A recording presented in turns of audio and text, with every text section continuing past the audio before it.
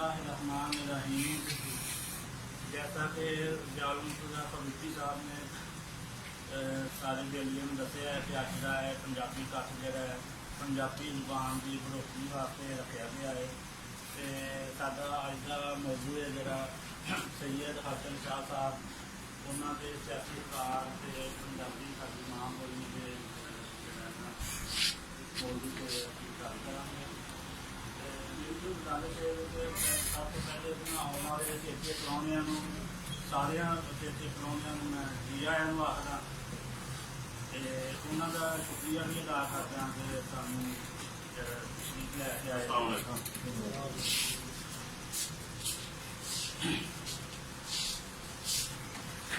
जो गल अक्सर दोस्तों च महफल च बैठे दोस्त गल करते हैं जी पंजाबी जुबान है जी ये की गालां ने जुगतां ने ते भंडां दी जुबान है।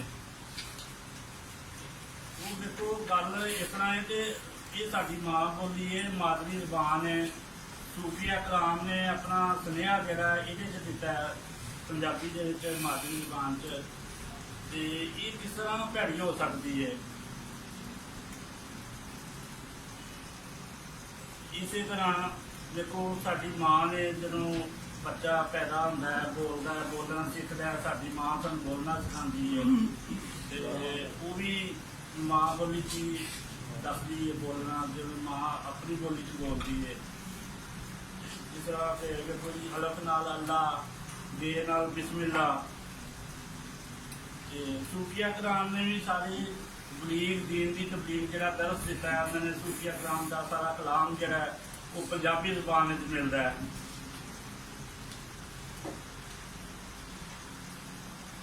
सज्जनों तो बेलियो गल है कि जिस बोली साडे मापे सूफिया कराम औलिया कराम देखो जी अल्लाह पाक नबी पाक सल्लल्लाहु अलैहि वसल्लम तो बाद सहाबा कराम उन्होंने तो बाद तबा साहब औलिया कराम का दर्जा होंदा है।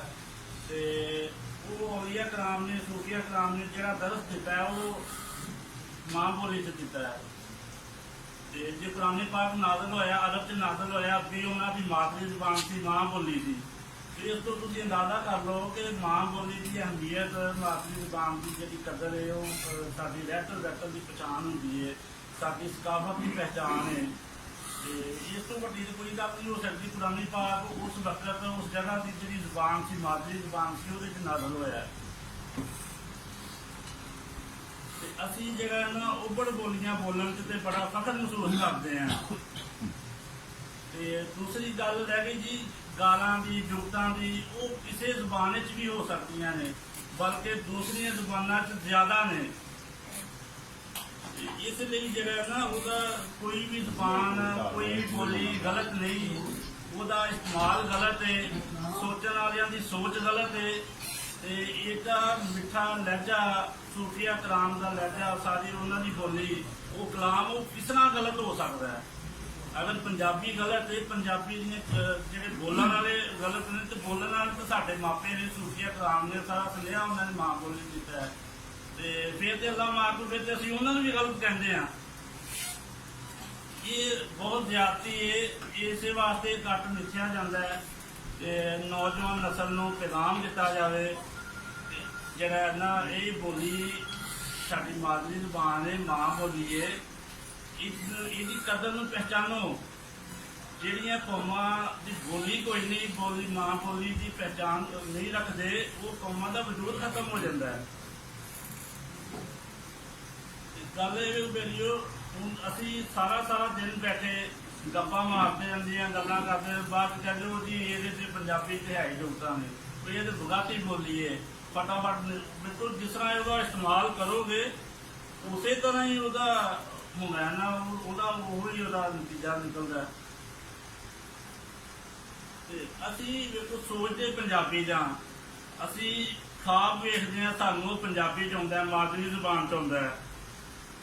कभी किसी दोस्त को अंग्रेजी च फारसी च हिंदी च भी खाब आया या असी हिंदी च कभी सोचते जो कला पेशा बंदा सोचता है ना उदों मादरी जुबान है जिहदे च बचपन तो जी बोली बोलते आए हो जी अपने मापियां के मूँह बोली सुनते आए हो ਉਹਦੇ 'ਚ ਹੀ ਸੋਚਦੇ ਆ, ਉਹਦੇ 'ਚ ਹੀ ਸਾਨੂੰ ਖਾਬ ਆਉਂਦਾ, ਉਹਦੇ 'ਚ ਹੀ ਆਉਂਦਾ ਹੈ।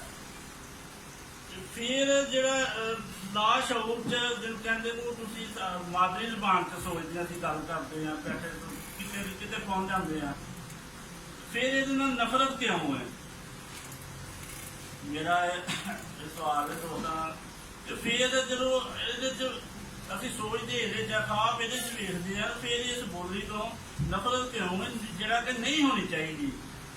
ਤੇ ਇਹੋ ਹੀ ਸੁਨੇਹਾ ਸਾਡਾ, ਇਸੇ ਵਾਸਤੇ ਇਕੱਠ ਮਿੱਥਿਆ ਜਾਂਦਾ ਹੈ ਕਿ ਇਹਦਾ ਜਿਹੜਾ ਨਾ ਅਗਾਈ ਦਿੱਤੀ ਜਾਵੇ ਦੋਸਤਾਂ ਨੂੰ ਕਿ ਇਹ ਬੁਰੀ ਚੀਜ਼ ਨਹੀਂ। ਇਹ ਜਿਹੜੀ ਬੋਲੀ ਮਾਦਰੀ ਜ਼ੁਬਾਨ ਹੈ, ਪੰਜਾਬੀ ਸਾਡੀ ਮਾਂ ਬੋਲੀ ਹੈ, ਤੇ ਇਹਦੇ 'ਚ ਆਪਣਾ ਸਾਨੂੰ ਜਿਹੜਾ ਨਾ ਆਪਣੀ ਸੋਚ ਬਦਲਣੀ ਚਾਹੀਦੀ। ਇਹ ਗਲਤ ਨਹੀਂ ਹੈਗੀ। ਜਿਸ ਬੋਲੀ 'ਚ ਸੂਫੀਆ ਕਰਾਮ ਨੇ ਦੀਨ ਦੀ ਤਬਲੀਗ ਕੀਤੀ ਹੈ, ਜਿਸ ਬੋਲੀ 'ਚ ਸਾਡੇ ਮਾਪੇ ਗੱਲ ਕਰਦੇ ਨੇ, ਉਹ ਨਹੀਂ ਗਲਤ ਹੈ। ਗੱਲ ਇਹ ਹੈ ਕਿ ਕਿਸੇ ਵੀ ਕੌਮ ਦੀ ਜਿਹੜੀ ਉਹ ਜ਼ੁਬਾਨ ਬੋਲੀ, ਉਹਦੀ ਪਹਿਚਾਣ ਹੁੰਦੀ ਹੈ। ਇਸੇ ਤਰ੍ਹਾਂ ਸੂਫੀਆ ਕਰਾਮ ਨੇ ਆਪਣਾ ਸੁਨੇਹਾ ਜਿਹੜਾ ਮਾਂ ਬੋਲੀ 'ਚ ਦਿੱਤਾ ਹੈ। ਜਦੋਂ ਕਿ ਸਾਡੇ ਸੂਫੀ ਸ਼ਾਇਰ ਬਾਬਾ ਬੁੱਲੇ ਸ਼ਾਹ, ਪੀਰ ਬਾਰੇ ਸ਼ਾਹ, ਸ਼ਾਹ ਹੁਸੈਨ, ਹਜ਼ਰਤ ਮੀਆਂ ਮੁਹੰਮਦ ਬਖਸ਼ ਸਾਹਿਬ, ਸਾਰੇ ਸੂਫੀਆ ਕਰਾਮ ਨੇ ਆਪਣਾ ਸੁਨੇਹਾ ਜਿਹੜਾ ਨਾ ਪੰਜਾਬੀ 'ਚ ਦਿੱਤਾ ਹੈ, ਮਾਂ ਬੋਲੀ 'ਚ ਮਾਦਰੀ ਜ਼ੁਬਾਨ 'ਚ ਦਿੱਤਾ ਹੈ।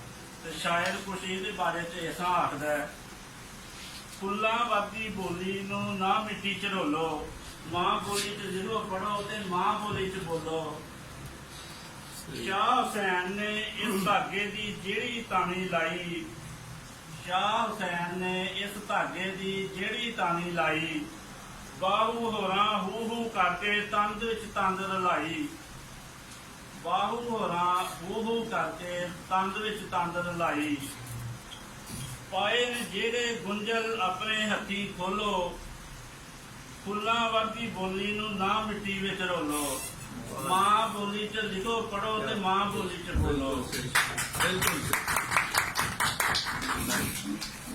ਬੁੱਲੇ ਸ਼ਾਹ ਨੇ ਇਹਦੇ ਵਿੱਚੋਂ ਦੱਸੀ ਅਲਫ ਸਚਾਈ, ਬੁੱਲੇ ਸ਼ਾਹ ਨੇ ਦੱਸੀ ਇਹਦੇ ਵਿੱਚੋਂ ਅਲਫ ਸਚਾਈ। ਬਾਦਲ ਸ਼ਾਹ ਨੇ ਇਹਦੇ ਰਾਹੀਂ ਐਨ ਦੀ ਸ਼ਕਲ ਵਿਖਾਈ। ਇਸ ਕਿਤਾਬ ਵਿੱਚ ਜੇ ਇੱਕ ਇੱਕ ਕਰਕੇ ਸਾਰੇ ਵਰਕੇ ਖੋਲੋ, ਇਸ ਕਿਤਾਬ ਤੇ ਇੱਕ ਇੱਕ ਕਰਕੇ ਸਾਰੇ ਵਰਕੇ ਖੋਲੋ। ਫੁੱਲਾਂ ਵਰਗੀ ਬੋਲੀ ਨੂੰ ਨਾ ਮਿੱਟੀ ਵਿੱਚ ਰੋਲੋ, ਮਾਂ ਬੋਲੀ ਵਿੱਚ ਲਿਖੋ ਪੜੋ ਤੇ ਮਾਂ ਬੋਲੀ ਵਿੱਚ ਬੋਲੋ। ਮੇਰੀ ਉਹ ਗੁਜ਼ਾਰਿਸ਼ ਹੈ ਕਿ ਸਾਡੀ ਗੁਜ਼ਾਰਿਸ਼, ਸਾਡੀ ਮੰਗ, ਸਾਡੀ ਬੇਨਤੀ ਇਹ ਹੈ ਕਿ ਪੰਜਾਬੀ ਜ਼ੁਬਾਨ ਨੂੰ ਲਾਜ਼ਮੀ ਮਜ਼ਮੂਨ ਕਰਾਰ ਦਿੱਤਾ ਜਾਵੇ ਪ੍ਰਾਇਮਰੀ ਜਮਾਤਾਂ ਤੋਂ ਲੈ ਕੇ। ਵੇਖੋ ਦੂਸਰੇ ਸੂਬਿਆਂ 'ਚ ਤੁਸੀਂ ਚਲੇ ਜਾਓ, ਤੁਸੀਂ ਦੇਖੋ ਹਰ ਸੂਬੇ ਦੀ ਜਿਹੜੀ ਜ਼ੁਬਾਨ ਹੈ ਉਹ ਪ੍ਰਾਇਮਰੀ ਜਮਾਤਾਂ ਤੋਂ ਲਾਜ਼ਮੀ ਕਰਾਰ ਪੜ੍ਹੀ ਜਾਂਦੀ ਹੈ, ਲਾਜ਼ਮੀ ਮਜ਼ਮੂਨ ਦੇ ਤੌਰ ਤੇ।